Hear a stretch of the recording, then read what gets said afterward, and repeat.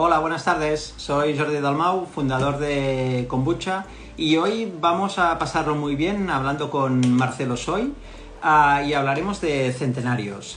Marcelo, si no lo conocéis, os lo presento antes de que entre en acción. Es una persona encantadora con la que podrías pasar toda la tarde hablando con él.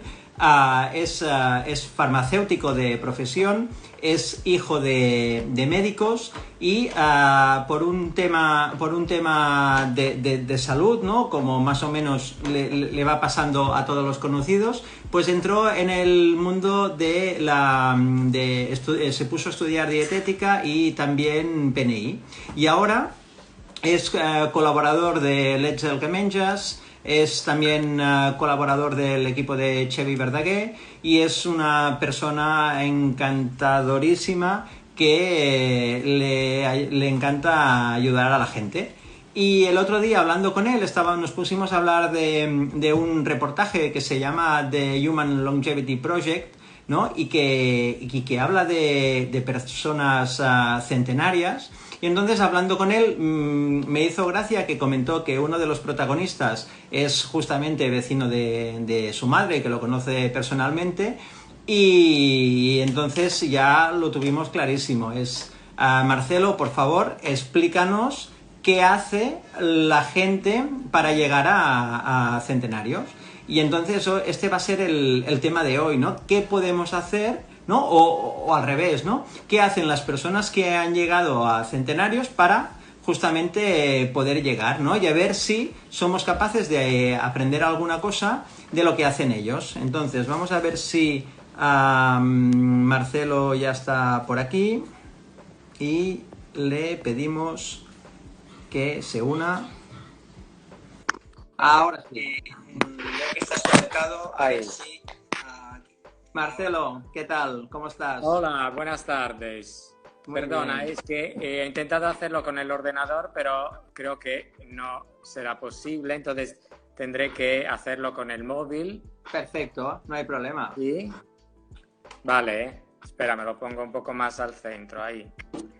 Vale, súper. Pues muy bien, no sé si nos has oído al principio, ¿no? Que estamos haciendo una mini presentación por si había alguien aún que no te conocía, ¿no? Gracias por la presentación estelar, ¿eh?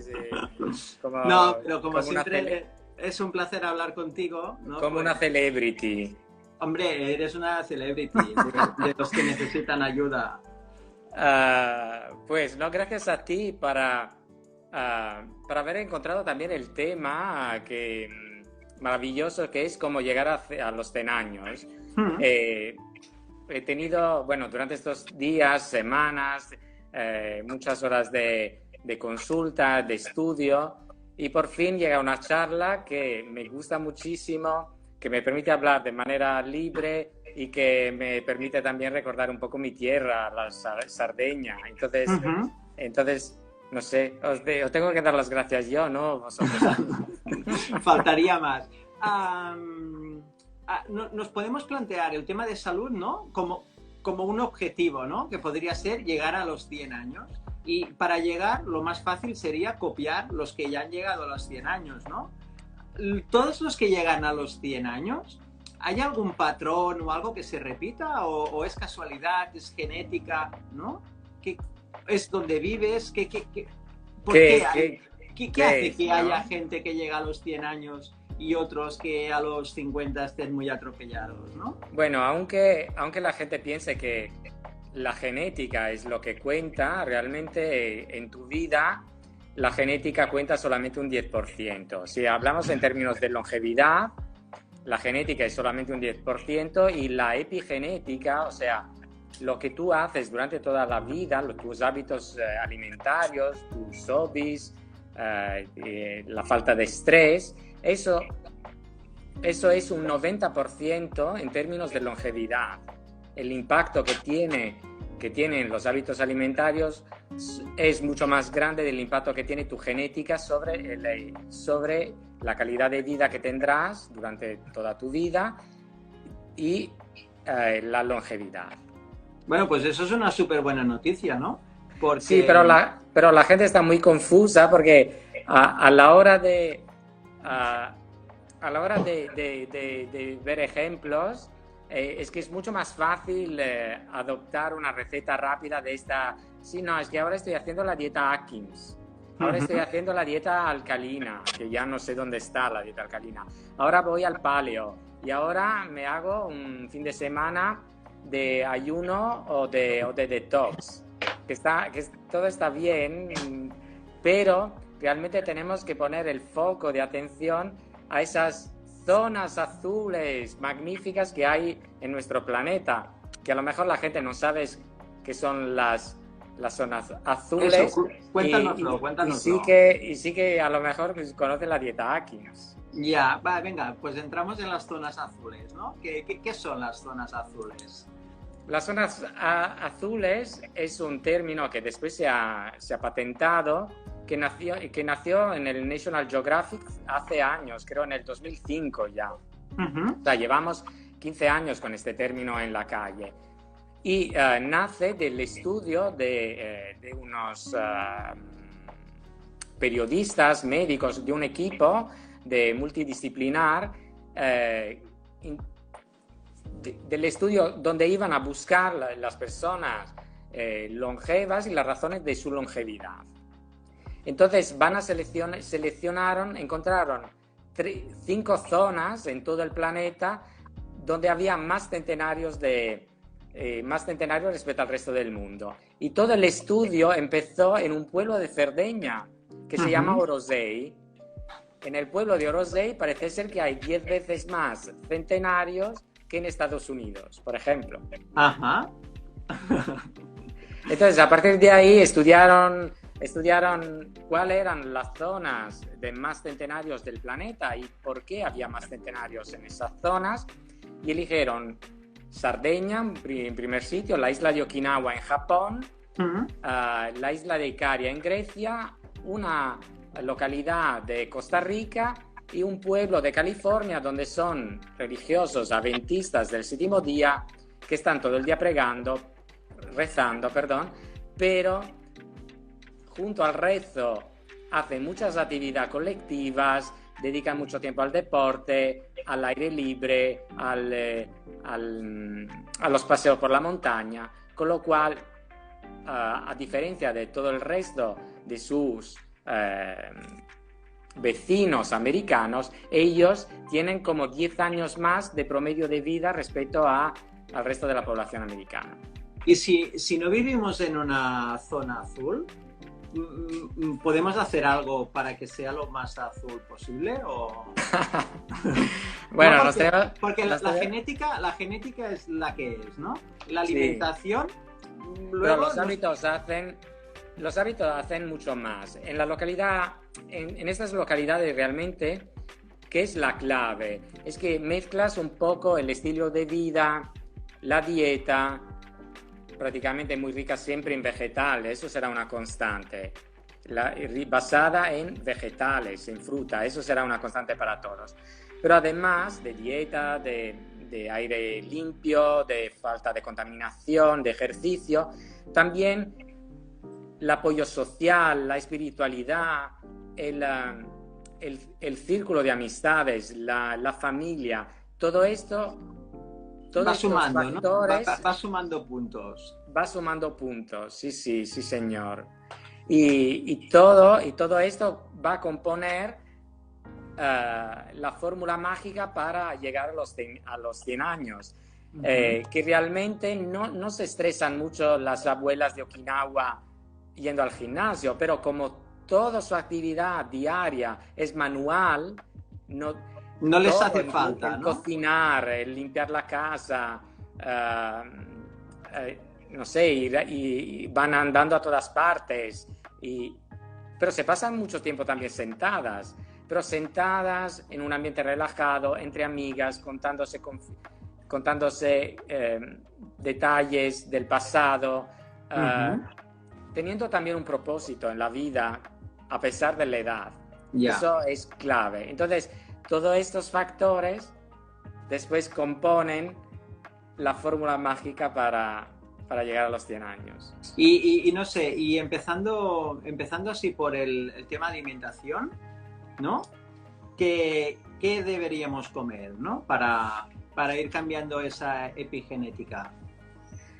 Bueno, no hay un alimento en concreto, porque a veces nos cegamos y es como, yo a la mañana una pastilla de resveratrol. El resveratrol es muy bueno, pero hay muchos factores.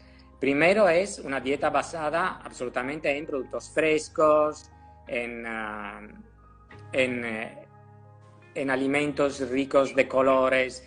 Hay que evitar absolutamente la monotonía en la alimentación. No solamente porque los colores en los alimentos nos aportan muchas sustancias beneficiosas para la salud, los polifenoles, el resveratrol mismo de la uva, y al cual y es la sustancia que da los beneficios de salud del vino. Uh-huh. Que después, si hablaremos de Zio Giulio, también el vino entrará dentro de su fórmula mágica, y el vecino de Cerdeña. Y entonces, evitar la monotonía. También porque, y sobre todo esta es una experiencia en la práctica clínica, aumentan de manera exponencial las intolerancias alimentarias. Y eso no se debe solamente al hecho que han entrado en nuestras vidas los alimentos procesados, sino que también las dietas que actualmente tenemos son dietas muy monótonas, ricas siempre de los mismos ingredientes, y que se basan sobre todo en un cereal que es el trigo. Entonces, uh-huh, esa monotonía hace que también el sistema inmunitario al final cada vez ve el mismo vecino en la puerta de casa, y al final el sistema inmunitario se enfada con ese vecino y empieza a dar problemas. Pues hablando de vecinos, ¿no? Cuéntanos qué hace vuestro vecino para... Zio Giulio. Bueno, Zio Giulio es hablo mucho de él. Yo cuando me fui de Cerdeña era ya mayor para mí. Era un señor de 75 años. Claro, le he dejado a 75 años, pero él ha llegado a los 105 años. Es una pena que haya muerto el año pasado. Y Zio Giulio es un vecino de casa de mi madre que ha sido objeto de estudio por un proyecto que ha durado muchos años, que es The Human Longevity Project. En el 2018 ya salió la película que resume un poco el estudio de muchos años de un equipo de psicólogos, antropólogos, sociólogos, nutricionistas, un equipo enorme, multidisciplinar, y Zio Giulio ha sido uno de los elegidos para ese estudio. Y yo, que no he tenido acceso a los datos de Human Longevity Project, porque los tienen ahí escondidos, bueno, porque además tienes que pagar para visionar toda la información que tiene, pues he enviado mi cuñada, que es su médico, envié mi cuñada, que es que era su médico de cabecera, a preguntarle qué hacía, ¿no? Uh-huh. Y entonces no encontramos en la dieta nada extraordinario. Él comía lo que se come, él comía lo que se encontraba ahí en el pueblo, verdura y fruta de temporada, comía probablemente mucho fresco, pero además, mucho producto fresco, pero además se permitía alguna licencia. Incluso, como le gustaban mucho los postres, le gustaba beber un vasito de vino cada noche, el vasito de vino del resveratrol. Se permitía licencias, pero al final todo lo demás también era un factor que le generaba mucha salud. ¿Y qué hacía? Tenía una bicicleta y cada día salía con esa bicicleta y se hacía a lo mejor 10 kilómetros cada día. Pero ya de mayor, ¿no? De mayor. Siempre iba en bicicleta. Siempre. De hecho, hace 3 años se cayó, pobrecito, en un cruce, Y no obstante la caída y los moratones, volvió a la bicicleta después de una semana y tenía ya 100 años. Y entonces su clave es también el ejercicio, estar alejado de la tecnología del estrés, la dieta basada sobre todo en vegetales y frutas y poca proteína animal, eso sí. Quizá mucho pollo, animales ¿Pescado? pequeños, pescado también, pero poca carne animal en general.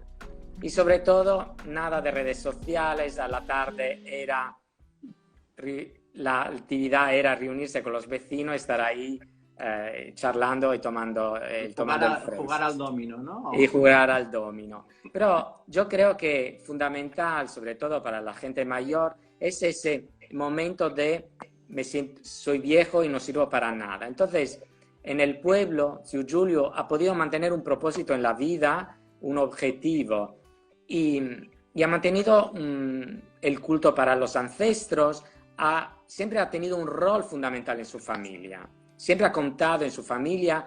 Para sus hijos la opinión de su padre era fundamental, y entonces eso ha hecho que él tuviera una razón de ser y de vivir también después de la jubilación y después de dejar de trabajar, aunque en el pueblo realmente nunca se deja de trabajar. Ya.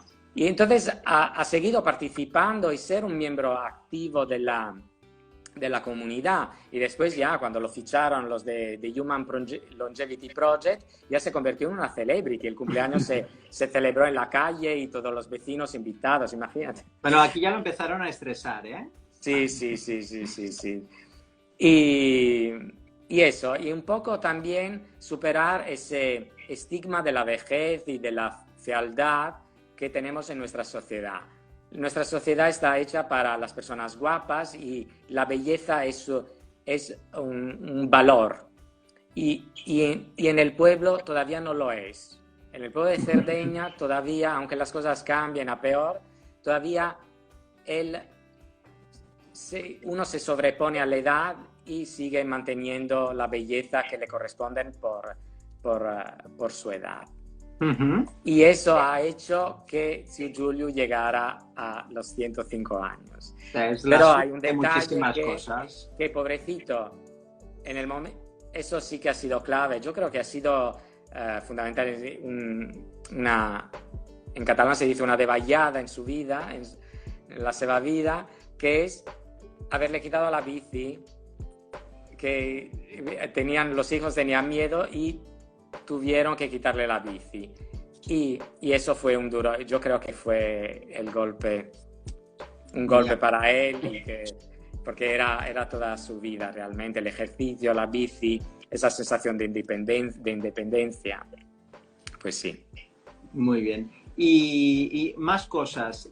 Tema calorías. ¿Qué hay que hacer con las calorías? ¿Las contamos? ¿No las contamos? ¿Nos olvidamos? Bueno, está claro que después de haber hablado de Zio Giulio, hablar de calorías es muy reduccionista. ¿Contaba las calorías Llevamos 100 años con el dogma de la caloría, y es algo que tenemos de un concepto del cual tenemos que desprendernos. El concepto de las calorías nació al principio del siglo XX por culpa de una mujer que se llamaba Lulu Hunt Peters, que era una especie de nutricionista de la época, periodista, escribía columnas en los periódicos, y tuvo un bestseller que se llamaba Dieta y Salud y cómo bajar las calorías, algo así. Ajá. Entonces, en este libro era un poco...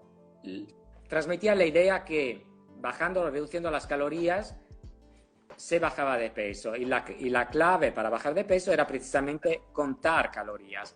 Pero además, muy propio de los americanos, enlazaba el concepto de ahorrar calorías y comer menos con el patriotismo, porque significaba comer menos también en época de guerra, dejar más para los desfavorecidos. Con lo cual, el mensaje patriótico que transmitía el libro, además de ser un poco cotilla el libro y enseñar también técnicas de cómo seducir tu marido a través del peso en fin, el combo inventó esta mujer en la fórmula perfecta para que las personas empezaran a contar calorías. Y fue un éxito durante muchos años. Y a partir de ahí, el concepto de caloría se ha ido manteniendo, y ahora los que estamos un poco en el lado oscuro de la nutrición, estamos intentando apartar este concepto y hacer entender a la población que no es lo mismo una manzana que un puñado de chuches, aunque tengan los dos 50 calorías. Ya, a mí esto me sirvió para entenderlo el día que me contaron que las calorías se miden en un horno quemando los alimentos, ¿no? Claro, exactamente. Nuestro cuerpo no funciona como una estufa, ¿no? Es justamente eso, ¿no? Aunque tenga las mismas calorías, pues, exactamente, porque un bistec que unas chuches, cuando eso entre en nuestro organismo no se va a consumir de la misma manera, ¿no? Totalmente. Y de hecho, es tan así que con una manzana nosotros no comemos una caloría vacía. Nosotros comemos fibra, comemos vitaminas, hay aporte de agua. Entonces hay toda una serie de sustancias, incluso el ácido ursólico, que es una sustancia que está en la piel de la manzana, que ahora la piel se puede comer solo de las manzanas ecológicas, pero el ácido ursólico, hay estudios, hay muchos estudios que afirman que el ácido ursólico, que es una sustancia de la piel de manzana, ayuda en la diabetes, ayuda a mantener el peso, ayuda incluso en cáncer, en la prevención del cáncer. O sea que la manzana no es un chuche, que es una caloría vacía. Uh-huh. No, también tiene calorías el vodka, ¿no? Y unos poquitos. Pues sí, es un poco así. Y bueno, y un alimento que estelar, porque hablamos de frutas y verduras, pero la dieta mediterránea también se basaba mucho en los fermentados. Uh-huh. Y tú ya, como eres el rey de los fermentados, ya Nosotros lo fermentamos todo. Vosotros lo fermentáis todo. Entonces, realmente nosotros, para estar sanos, necesitamos colonizar nuestro intestino con bacterias que aporten mucha salud. Las bacterias que aportan mucha salud generan una sustancia que se llama ácidos grasos de cadena corta, que además de mantener una mucosa intestinal sana, ayudan a mantener el peso. Otra vez previenen enfermedades metabólicas como diabetes, como hipertensión, como sobrepeso y obesidad, y además previenen frente a enfermedades más graves, autoinmunes, como colitis o incluso cáncer.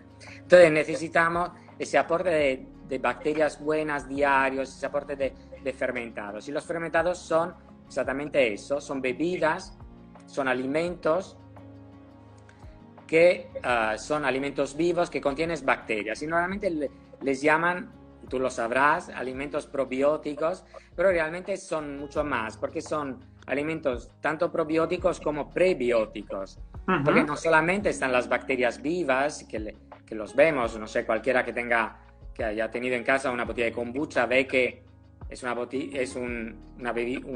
bebida viva, uh-huh. Pero también no solamente nosotros tomamos y bebemos las bacterias, sino también todos los metabolitos, productos de esa fermentación bacteriana. Entonces también esos metabolitos aportan mucha salud, con lo cual mi idea es que los fermentados no solamente aportan bacterias, entonces son probióticos, pero también son prebióticos, porque favorecen una buena vida de las bacterias que ya están en nuestro intestino. Uh-huh. Muy bien. Y además los toma Gwyneth Paltrow y la Leticia y pues, Leonardo DiCaprio y pues entonces en fin, blanco y en botella no podemos. Y Marcelo también ahora, vaya. Bueno, claro, pero de hecho, ¿no? Los romanos ya hacían su garum y todo esto porque en el fondo era la manera de conservar los alimentos para momentos que no hubiera esos productos, ¿no? Porque no siempre hay de todo. Nos hemos acostumbrado que vas al súper y siempre hay cerezas. pero no siempre hay cerezas. Cerezas Claro, solo claro, hay no sé. 2 o 3 semanas al año y el resto Exacto, hemos pues perdido no hay. todavía. Y a mí me cuesta a veces saber si una. Tengo que ir con las guías para saber si una Una, fruta. ¿Es de Bueno, temporada o no? de temporada no, me pasa más con las verduras. Yo lo Y, soluciono, eso es y muy del fácil, garum ¿eh? hay una y del garum, Jordi, hay una anécdota que es, no sé si me veis bien o me veis Sí, te cortado. veo perfecto, no, no te veo Vale. perfecto. Hay una anécdota del garum que parece que los esclavos que comían ese aceite de sardinas putrefactas, que era un fermentado realmente, Sí, de estaban pescado. mucho más sanos y mucho más fuertes que sus dueños, Ujú. que Sí, además sí. abusaban, ¿no? Los típicos bacanales romanos, imagínate. Pues los esclavos tenían como recurso el garum. Y parece ser que ese omega 3 Súper y esa fermentado. vitamina D de las sardinas, ese aceite, que al final creo que era también algo podrido, pero le aportaba mucha salud y además mucha tolerancia, porque como estaban acostumbrados a tomarlo, si tomáramos nosotros el garum de la antigua Roma, a lo mejor No nos seríamos causaría capaces, alguna. no seríamos capaces ahora. Tendríamos que empezar a pequeñas dosis Ujú, ujú. para poderlo tolerar. Pero había leído esta anécdota curiosa de los esclavos. Ya, ya. Pues sabes que el ketchup es también como una evolución del garum, ¿no?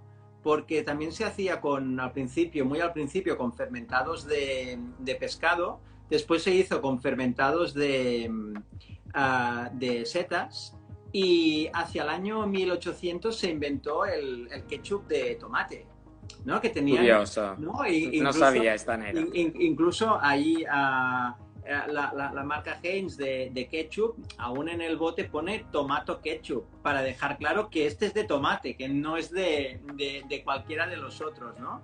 Vale, Y, vale. No conocía la anécdota, no conocía la ¿no? anécdota. Y al final el ketchup acaba, ¿no? 2000 años más tarde acaba siendo azúcar en un bote rojo.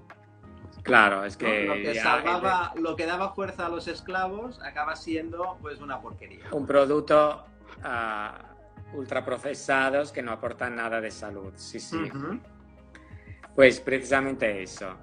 Bueno, estábamos creo en la lista de alimentos, ¿no? Sí. De qué hacer, ¿no? En nuestra vida, cómo transformar nuestra día azul. Entonces, pasar mucha verdura siempre, mucha fruta, las cocciones, poca proteína animal, priorizar las proteínas vegetales, además. Y ahora que dices el tema de la proteína animal, por ejemplo, los esquimales que solo tenían acceso a la proteína animal, ¿no? Bueno, por circunstancias se han tenido que adaptar Vale. a ese tipo de proteína. Pero yo creo que ahora mismo priorizar la proteína vegetal es también un esfuerzo que tenemos que hacer para hacer más sostenible este planeta. Uh-huh. Las granjas de vaca, de grandes mamíferos o de cerdos tienen un impacto enorme en el ecosistema, contaminan acuíferos, generan una huella de carbono enorme y tenemos absolutamente la responsabilidad de cambiar un poco el rumbo también a nivel de las costumbres alimentarias que hemos ido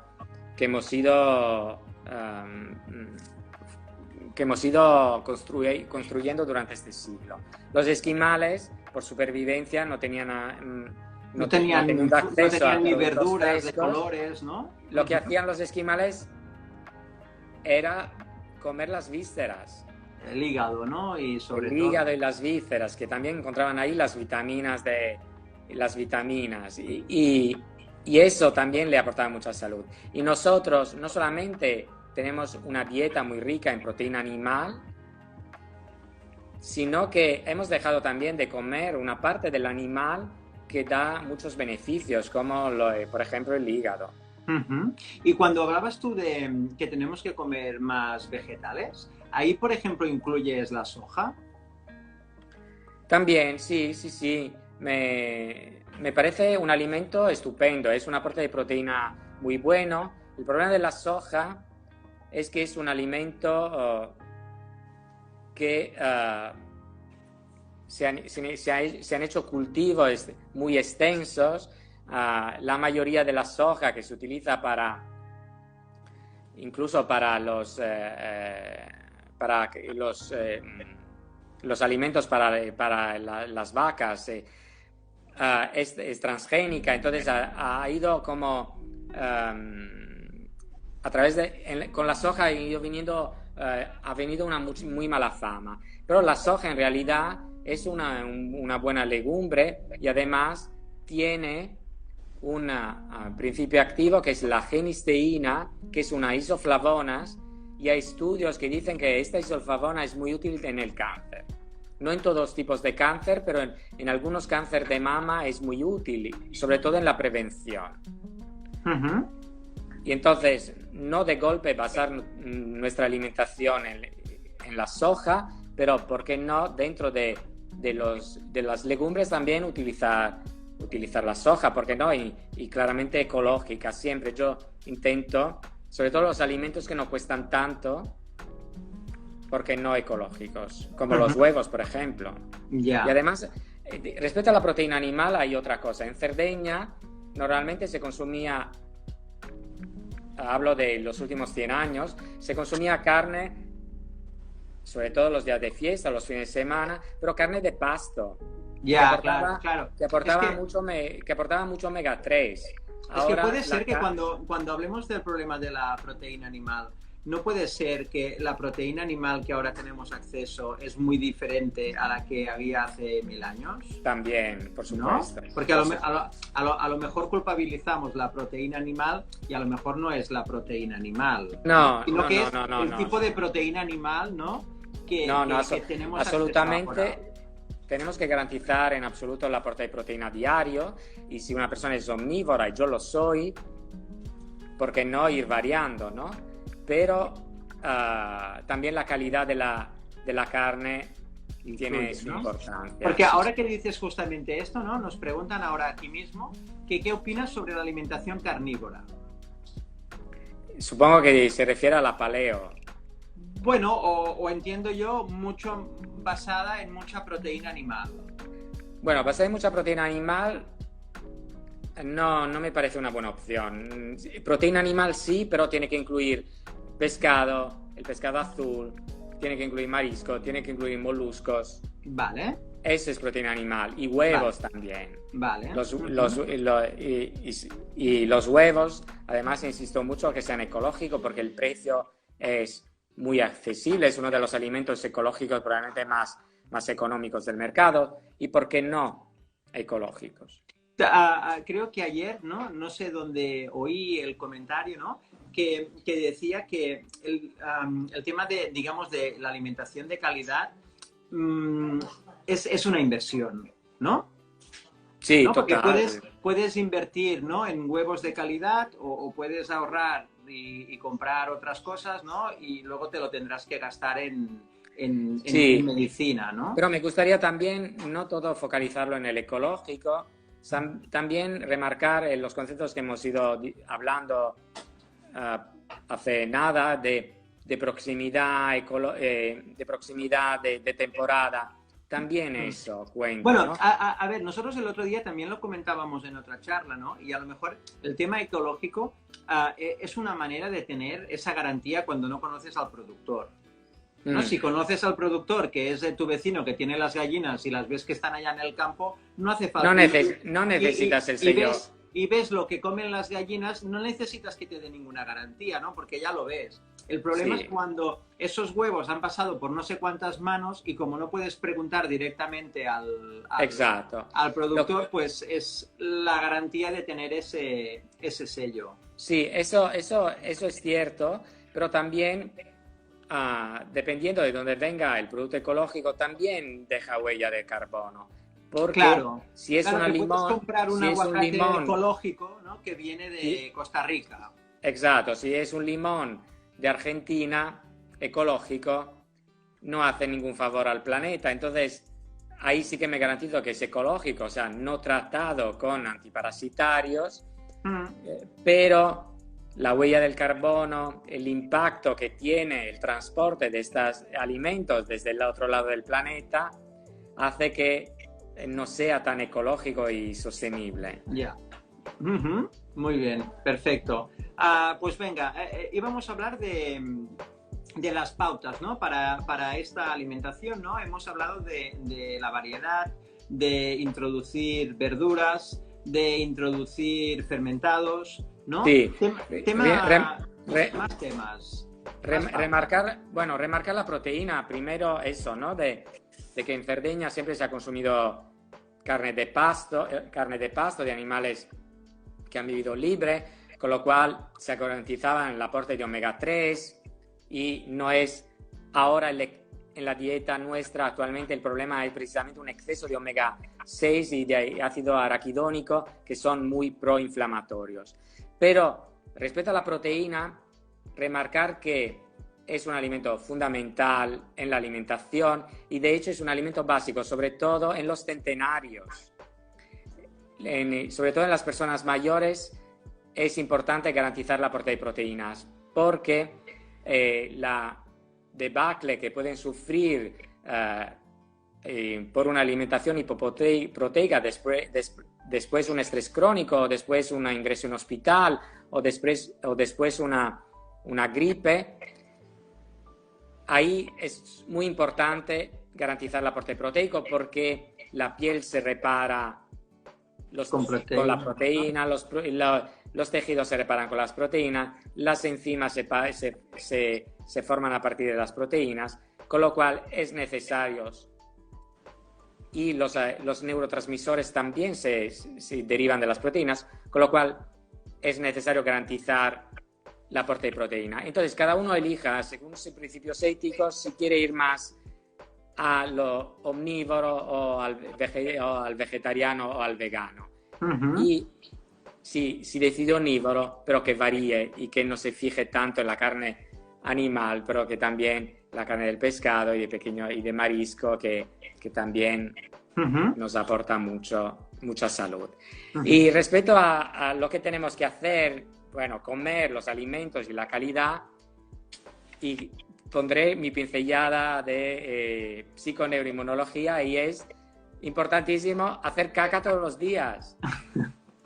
No, porque esto es el gran olvidado, ¿no? El gran tabú. Claro, que eso va también un poco al tema de no beber agua, que eso es también otro tema que entra dentro de tengo que hidratarme a diario y beber agua. Pero sobre todo hacer caca cada día es lo básico. El intestino es nuestro segundo cerebro, hay una conexión directa entre el intestino y el cerebro, y un estreñimiento crónico provoca una inflamación de bajo grado que después puede derivar en un intestino permeable y ahí empezar toda una secuencia de malas acciones del sistema inmunitario que puede desencadenar una enfermedad autoinmune, por ejemplo. Entonces, ir al lavabo cada día y garantizar un tránsito intestinal óptimo. Si no lo tenemos que poner remedio a ello. Vale, o sea que nos tenemos que fijar en ese calendario, ¿no? Que cada día... Porque además, no ir al lavabo, tener estreñimiento crónico, también significa no solamente intestino permeable, sino muchas toxinas que llegan, ¿no? a sangre, mucha carga hepática y dificultad también para el hígado para eliminar un gran número de toxinas, con lo cual tenemos un impacto a todos los niveles. Porque en el fondo nosotros somos los únicos que tenemos enfermedades crónicas, ¿no? Nosotros y los animales que hemos domesticado. Pues sí. ¿No? Hay intestino permeables también en perros. Claro, perros que les damos pienso y galletas y pizza, ¿no? Pues sí, también. Entonces, como decía, beber mucho, evitar azúcar.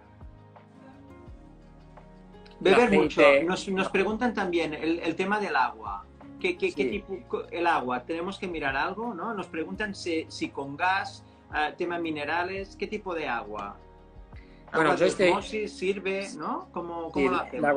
la agua osmótica me parece bien, todos sistemas. No soy un experto en aguas, ahora me tengo que poner, pero la tecnología avanza. Cada vez que me pongo a estudiar el agua, Ya ha cambiado, ¿no? Ha salido. hay una técnica nueva que ha salido. No, es que ahora esto ofrece mucha más garantía. Es un sistema doble, ¿no? Es osmótica, es doble osmosis. Pues el tema del agua es un poco peliagudo porque el agua de grifo no te garantiza un control bacteriológico, pero no te garantiza realmente ese aporte de mineral de un agua de fuente. Y el agua en botella de plástico seguro que tiene restos de plástico de las botellas mismas que con la producción y el transporte se han colado a través del agua.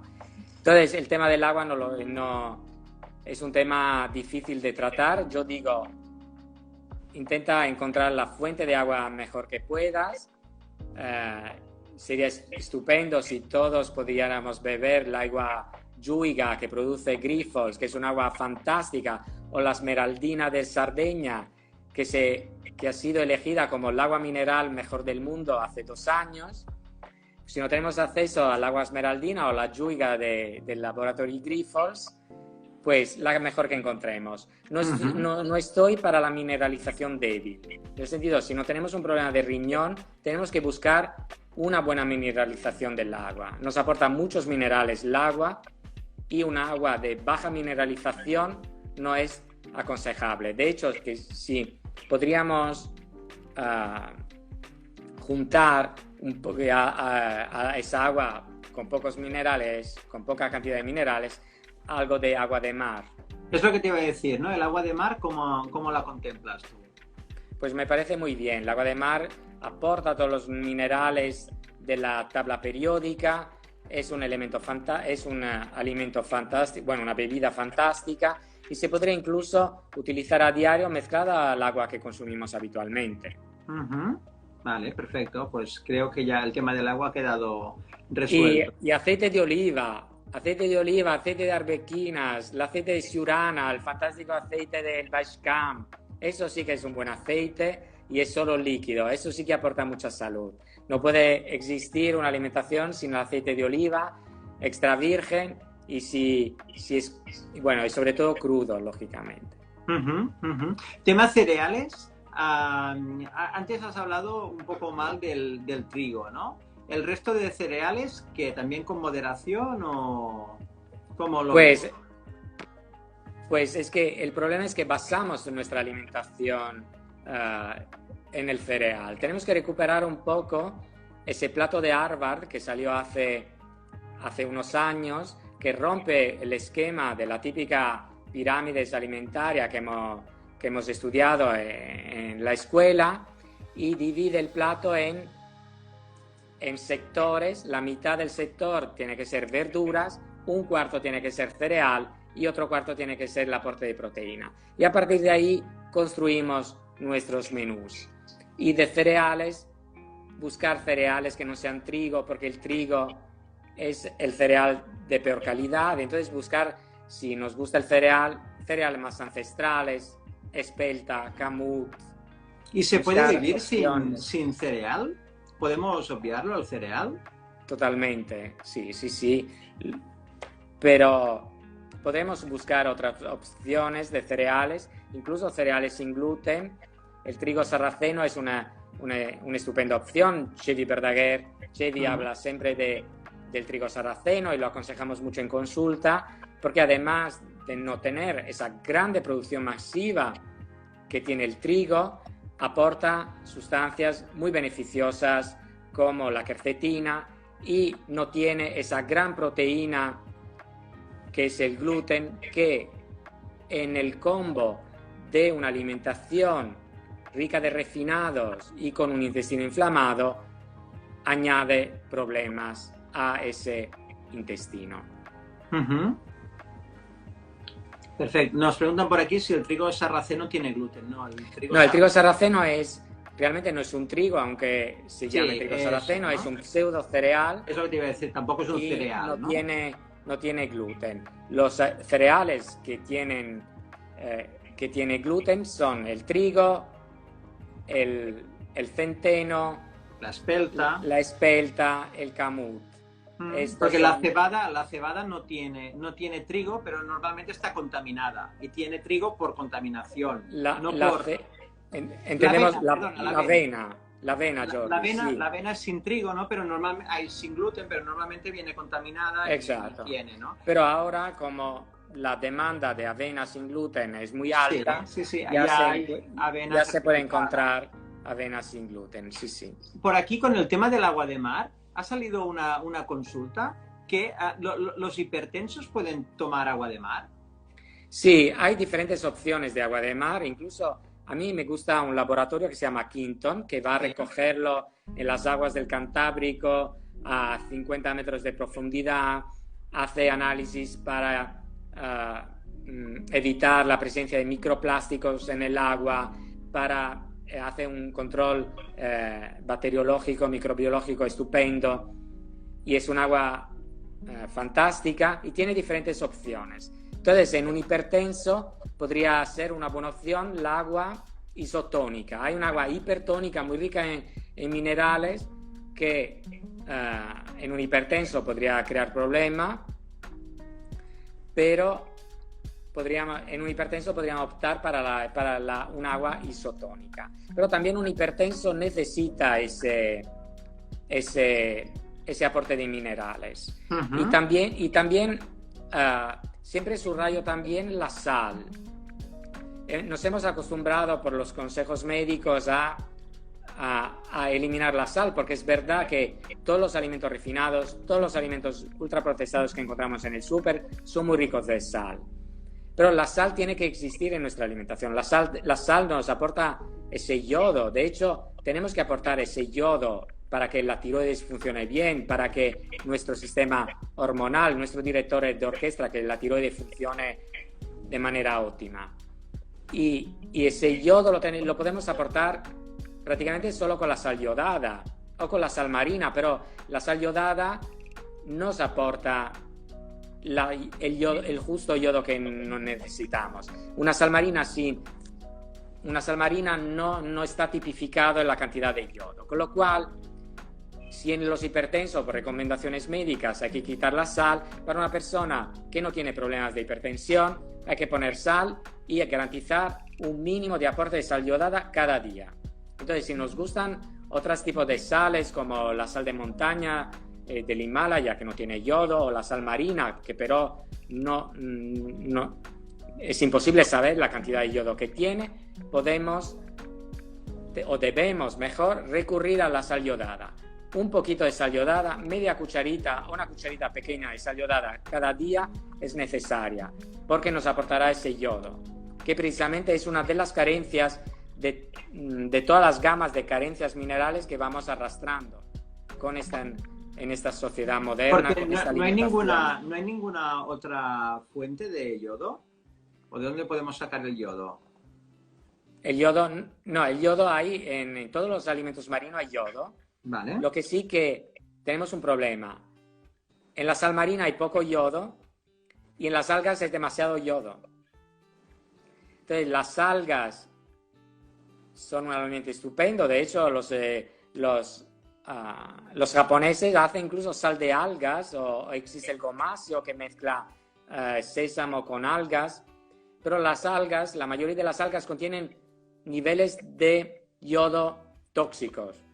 Entonces tenemos que vigilar la cantidad de algas que introducimos en nuestra dieta. No es un alimento que estamos muy acostumbrados a utilizar y nos puede pasar lo mismo que con la soja. De repente empezar a comer cantidad de soja o de tofu de una manera exagerada, ¿no? Exagerada, y lo mismo nos puede pasar con las algas. Entonces las algas sí, porque aportan yodo, pero como aportan, por ejemplo, la alga kombu, aportan muchísima cantidad de yodo, tenemos que utilizar cantidades mínimas y a lo mejor utilizarla no tanto en ensaladas como en enriquecer estofados, enriquecer caldos de verduras y así garantizar un aporte de yodo. Vale. Pero siempre en pequeñas cantidades. Porque la cantidad de yodo en las algas es demasiada. Perfecto. Pues Marcelo, se nos va terminando el tiempo. Creo que hemos tocado todos los temas, ¿no? Bueno, simplemente 2 cositas más. Primero, el estrés, ¿no? Giulio nos estresaba. Entonces, el estrés, la calidad del sueño. ¿Giulio dormía bien? Giulio dormía bien. Respetaba muchísimo los ritmos circadianos, vivía en coherencia con las horas de luz y las horas de oscuridad. Y ahora con el sueño tenemos muchos problemas. Hay un fenómeno nuevo que se llama bumping, que es el trastorno que provoca esa luz azul de las tablets, de los ordenadores y de los móviles en las horas de oscuridad.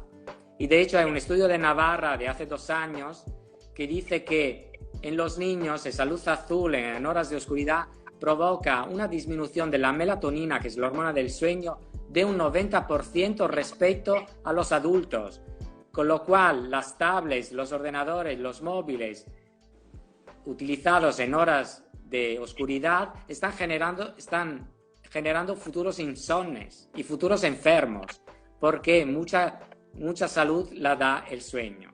Con el sueño nos reparamos, con el sueño curamos infecciones, con el sueño detoxificamos el cuerpo, con lo cual necesitamos una buena calidad de descanso. Perfecto. Pues Marcelo, creo que nos ha quedado todo muy claro, ¿no? Tenemos que copiar a los expertos, ¿no? Entonces en lugar de comprar la guía Atkins, en lugar de comprar la última guía Paleo, vamos a poner nuestra mirada en esas zonas azules, en esas fantásticas tierras donde han sabido encontrar la fórmula mágica para llegar a los 100 años. En Cerdeña, repito, hay 10 veces más centenarios que en Estados Unidos. Pues por algo será, ¿no? Por el agua esmeraldina, que es buenísima, y por todo lo que hemos hablado.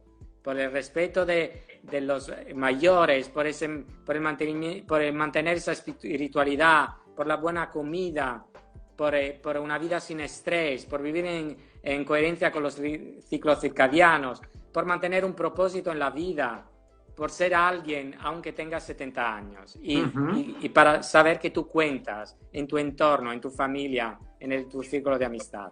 Esa es la fórmula mágica. Pues sabemos ya el truco, ¿no? Ahora ya no tenemos excusa. Muy bien, Jordi. Marcelo, me lo he pasado muy bien. Supongo que todos los que nos han seguido también se lo habrán pasado estupendamente. Bueno, gracias. Y nos has enseñado muchísimas cosas y yo creo que hay algunas que ya las voy a poner en práctica hoy mismo. Vale, muy bien. Por aquí también había una pregunta que he visto antes, que nos preguntaban cuáles eran los mejores fermentados. Nosotros hace unos días colgamos en nuestro blog, que está en nuestra web, un compendio de los 18 fermentados así que no podemos, olvidar. Algunos de ellos los podemos hacer fácilmente en casa. Nosotros estos días estamos haciendo talleres para explicarle a la gente cómo lo puede hacer. Me parece estupendo. Yo he probado a hacer kombucha en casa, que es fácil, pero el Scooby empezó a crecer y al final no quería esa cosa gigante en mi nevera y he pensado, voy a Jordi, compro el kombucha de Jordi, que sé que lo hace con mucho cariño, utilizando productos de primera calidad. Nosotros tenemos un truco para hacer la kombucha, que es que hacemos la kombucha que luego nos bebemos nosotros. Entonces lo hacemos para nosotros, pero a lo grande. Claro, ¿no? Que sí. Para que nos sobre. Y entonces ahí claro está. Claro que sí. Y el kombucha es muy fácil. Me gusta los otros fermentados también. A mí me gusta muchísimo el tempe, el kimchi, el chucrut me encanta. Pero el kombucha es muy fácil de tomar. Eso a veces los otros fermentados es difícil combinarlos dentro. Hay algunos fermentados que es difícil combinarlo, como el kimchi. Claro, no vas a comer, no siendo coreano, no vas a comer kimchi cada día. Sí, y además el gusto es muy fuerte. El kéfir me encanta y ahora todo el mundo, hay diferentes marcas que están haciendo kéfir de coco, que es una opción maravillosa. Ajá. Pero el kombucha tiene la ventaja que es una bebida. Entonces, con un chupito al día ya nos garantizamos mucha salud. Pues mira, Marcelo, para celebrarlo, vamos a hacer un cupón de descuento que será Marcelo Soy. Muy ¿vale? bien. Para que la gente que compre, ¿no? Que nos haya seguido, haya tenido la paciencia de seguirnos y haya llegado hasta aquí, pues que si hace la compra con el cupón de Marcelo Soy, pues le vamos a hacer un 20% de descuento y así no tendrá excusa para no beber kombucha en casa. Muy bien, me parece muy bien. Marcelo, gracias, Jordi. Un abrazo muy grande, un placer. A ver Vale. si nos volvemos a ver otra vez en vivo, ¿no? No a través de una pantalla que emite radiaciones de estas que no nos y no sé si hacer la charla, preparar una charla sobre cómo llegar a los 100 años. Pues yo estaré en primera fila si la haces. Muy bien, Jordi, un abrazo. Un abrazo muy fuerte y nos vemos. Que vaya muy bien, adiós. Y a todos, muchas gracias por haber llegado hasta aquí y seguimos hablando y contando cosas en otros momentos. Pues venga, hasta la próxima. Hasta la próxima. Adiós.